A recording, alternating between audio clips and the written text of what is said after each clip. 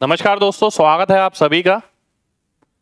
हम लगातार इस प्रयास में हैं कि आपको कुछ ऐसा दिया जाए जो आपको कहीं ना मिले। कैलकुलेशन पे सबसे बड़ा फोकस है, क्योंकि आज के टाइम में जो पेपर आ रहा है वो सबसे बड़ा पेपर जो आपका डिपेंडेंट है वो परफॉर्मेंस पे है। परफॉर्मेंस डिपेंड करती है आपकी कैलकुलेशन पर। ठीक है, तो आज के इस सेशन में मैं आपके सामने एक बहुत बढ़िया चीज लेकर आया हूं जिसे पढ़ के आपको मजा आ जाएगा। होता क्या है, हम अपनी तैयारी करते हैं तो उस दौरान ना हम ये नहीं देखते कि क्या बेहतर है, हम ये देखते हैं जो हमें नहीं आता, अगर उससे अलग कुछ मिल गया तो हमें वही बेहतर लगने लग जाता है। ठीक है, कई बार हम कॉन्सेप्ट समझने को ही बेहतर बोल बैठते हैं, पर एग्जाम जो है ना आपके दिमाग से निकलता है। एग्जाम का रास्ता जो है सिलेक्शन का वो आपके दिमाग से होके गुजरता है। जब तक आप उसमें दिमाग नहीं लगाएंगे कॉन्सेप्ट में, केवल कॉन्सेप्ट पढ़ के कोई सिलेक्शन नहीं ले सकता। तो आइए शुरुआत करते हैं आज की क्लास की कैलकुलेशन का सबसे तगड़ा जुगाड़, और देख के आपको मजा आ जाएगा। आइए देखते हैं कैसी कैलकुलेशन की बात हो रही है। इस तरीके की कैलकुलेशन की बात हो रही है। ये क्वेश्चन एक एग्जाम में आया हुआ है। अब होता क्या है, जब हम डेली बेसिस पे पढ़ते हैं ना तो इस क्वेश्चन को इस तरीके से किया जाता है। मैं लिखता हूं आपके सामने।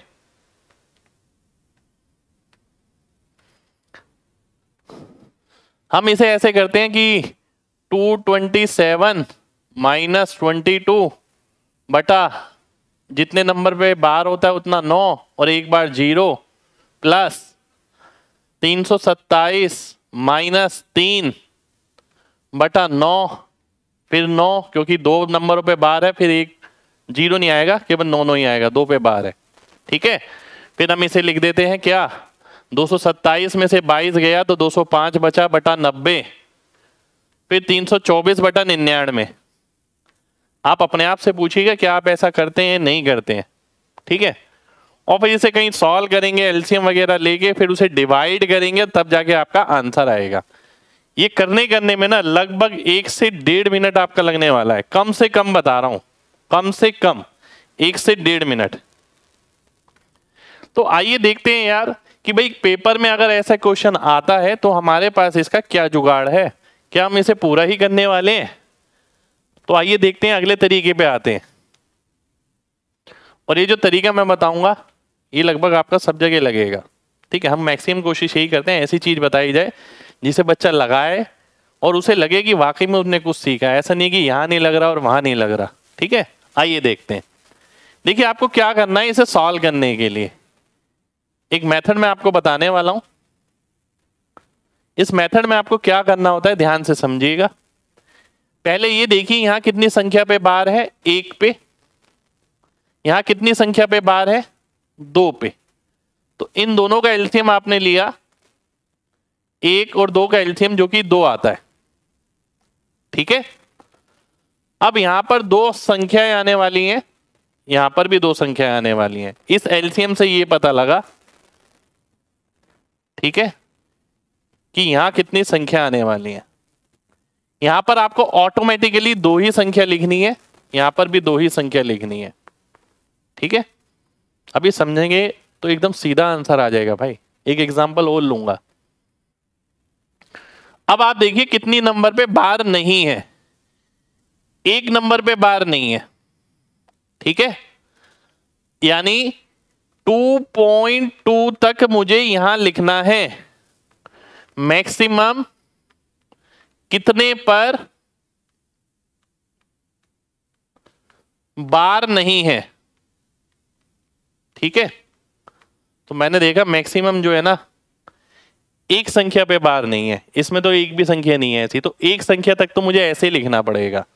उसके बाद क्या रिपीट हो रहा है, 7 रिपीट हो रहा है, तो 7 ही यहां लिख दिया, 7 ही यहां लिख दिया, फिर 7 लिख दिया, फिर 7 लिख दिया। जो भी रिपीट हो रहा है वो आगे का सीक्वेंस आप वैसे ही लिखेंगे।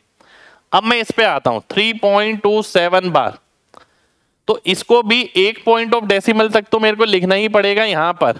तो मैंने लिखा 3.2। अब इसका मतलब क्या था, इसका मतलब तो ये था 3.272727, ये है 3.2 तक मैंने लिख लिया यहां पर। अब क्या बचा, 7272, ये आ गया मेरे सामने। ठीक है, ध्यान से देखिए, ये आ गया आपके सामने। अब आपको क्या करना है, इसे सीधा ही ऐड कर देना है और आपको आंसर मिलने वाला है। कैसे, आइए देखते हैं। 7 और 2 9 हो गया, 7 7 14, 14 का 4 हो गया, एक आगे चला गया। ठीक है, 7 2 9 और 1 10 का 0, एक आगे चला गया। 7 7 14 और 1 15 यानी 5, एक आगे चला गया। 2 और 2 4 और 1 5, 3 और 2 5। और लास्ट में आपको क्या करना है, इस वाली संख्या को भूल जाना है। अब कई बच्चों के दिमाग में यह आएगा कि सर ये अगर भूल ही जाना है तो इसे लिखने की जरूरत ही क्या थी, हमने लिखा क्यों था?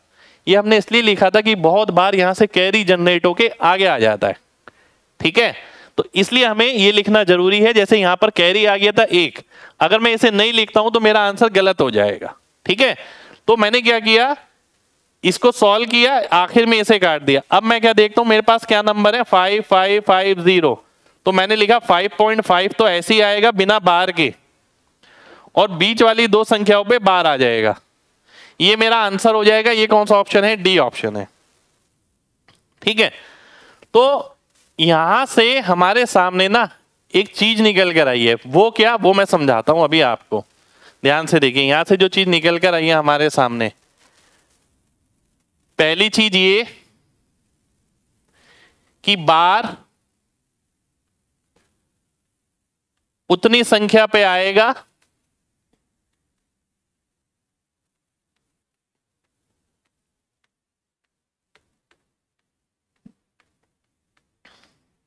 जो एलसीएम होगा। ठीक है, यानी मैं देखता हूं 1 और 2, यानी 2 आ गया, यानी 2 संख्या पे यहां पर बार आने वाला है। ठीक है, अब मैं देखता हूं 2 संख्या पे बार कहां कहां पर है। मैं देखता हूं यहां पर नहीं है, ये तो आंसर नहीं हो सकता। यहां पर है, यहां पर भी है, यहां पर भी है। ठीक है, ये मैं आपको पता है क्यों बता रहा हूं, क्योंकि कई जगह ऐसा हुआ कि ये सॉल्व करने की जरूरत ही नहीं पड़ेगी, केवल इसी से आंसर आ जाएगा। ठीक है, अब दूसरी चीज जो यहां पर पता लगती है वो क्या, मैक्सिमम कितने पर बार नहीं आएगा। इन दो चीजों से कई बार बिना सॉल्व करे आंसर आ जाएगा और कई बार नहीं भी आएगा। और नहीं आता है तो मेथड तो पूरा बताया ही है मैंने आपको। कितने पे बार नहीं आएगा, मैं देखता हूं मैक्सिमम 1 पे बार नहीं है, तो मैक्सिमम 1 पे बार नहीं आएगा। 1 पे बार नहीं है, 1 पे बार नहीं है, पर यहां तो ऐसा कुछ नहीं है, तो आंसर इसका बी और डी में से होने वाला था। ठीक है, अगर मैं सीधा देखता बिना सॉल्व करे, पर मेरा आंसर नहीं आता, इसलिए मेरे को सॉल्व करना पड़ा। ठीक है, अब मैं इसे एक तरीका और लूंगा इसके अंदर, ध्यान से देखिएगा। ठीक है, जैसे कि अब आप क्या होता है, आप ना एक ही चीज पढ़ते हैं बार बार। आपने पहले वाली चीज पढ़ ली, आप सोच रहे हैं उसे ही मैं बार बार लगाता रहूंगा और आंसर आता रह रहा है, तो मतलब मेरा मेथड सही चल रहा है। ऐसा नहीं होता। ठीक है, मैंने आपको ये मेथड बताया पहले, ये लगभग सब जगह काम आएगा सॉल्व करने में। अगर 10 सवाल आप इस तरीके के करेंगे तो लगभग 6 से 7 बार ऐसा होगा, ये करने की जरूरत नहीं पड़ेगी। ये जो ज्ञान मिला यहां से ये काम आएगा। ठीक है, इसके अलावा एक चीज और मैं आपको देना चाहता हूं, मैं चाहता हूं कि आप इसे इस नजरिए से भी देखें यार। ठीक है, नंबर्स हैं, नंबर्स के साथ थोड़ा खेल के देखिए, थोड़ा समझिए नंबर्स को। मैथ्स बहुत आसान लगेगा, एप्टीट्यूड में कुछ भी नहीं है अगर आप नंबर्स को समझना सीख गए। जैसे कि मैं इसे लिखता हूं 2.2777777, इस तरीके से चलता रहेगा, है ना। अगर मैं इसे लिखता हूं 3.272727, इस तरीके से चलता रहेगा। ठीक है, ये आ गया, ध्यान से देखिएगा, बहुत ध्यान से।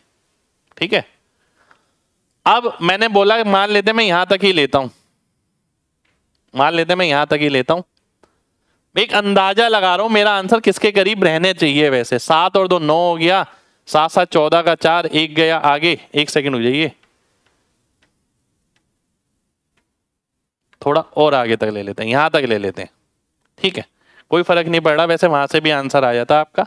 यहां से देखिए 7 7 14 का 4, एक आगे गया 0, फिर एक आगे गया 5 आ गया, फिर एक आगे गया 5 आ गया, 5.55 आ गया। ठीक है, अब मैं देखता हूं 5.55 करके मेरा आंसर आने वाला है। 5.55 करके मेरा ऑप्शन कौन कौन सा है देखिए, ये नहीं है, ये भी नहीं है, ठीक है, ये भी नहीं है, क्योंकि ये क्या है, इसका मतलब है 5.505550505, ये मतलब है इसका। मुझे चाहिए 5.55 टाइप। अगर मैं इसे देखूं, इसका मतलब है 5.50 फिर 50 फिर 50, ये इस तरीके से है, ठीक है। इसका मतलब ये है, देखिए ध्यान से, यहाँ 050505 रिपीट हो रहा है, यहाँ 50505050 रिपीट हो रहा है, ठीक है। मुझे चाहिए 5.55, 5.55 आएगा मेरा यहां पर, ठीक है, 5.550 में। तो इससे मेरा ये आंसर आ जाएगा, डी ऑप्शन आंसर आ जाएगा। ये अप्रोक्सीमेशन है, ठीक है, कि पूरा ना करके थोड़े से आइडिया लगा लेना। आपके दिमाग में, मैंने ये नहीं कहा कि केवल ये होना चाहिए, आपके दिमाग में ये भी होना चाहिए, आपके दिमाग में ये तो पूरा तरीका है, ये तो होना ही चाहिए, ये आपको पता होता है, ये हर बच्चे को पता होता है, परंतु आगे वाली दोनों चीजें हर बच्चे को नहीं पता होती, वो इस तरीके से नहीं देखता है, ठीक है। एक एग्जांपल और लेता हूं मैं, मान लेते हैं मेरे सामने ये लिखा है, ठीक, ये एग्जाम के ही क्वेश्चन है, दोनों ऑप्शन भी एग्जाम के ही है, ठीक है। अब ध्यान से समझना, अब मैं पहला मेथड तो नहीं लेने वाला, अगर मैं दूसरा मेथड लेता हूं, मैं कहता हूं कि अगर एलसीएम देखता हूं, 1 2 और 1 यानी 2 आ गया, तो मैं बोलूंगा 2 संख्या पे बार होगा, 2 संख्या पे बार इसमें भी है, इसमें भी है, इसमें नहीं है, इसमें नहीं है। ये बात तो पता लग गई कि आंसर इन दोनों में से आने वाला है, ठीक है।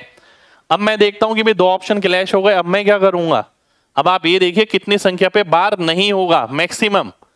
आप देखिए यहां कितनी संख्या पे बार नहीं है, 1, यहां भी 1, तो 1 संख्या पे मैक्सिमम बार नहीं होगा।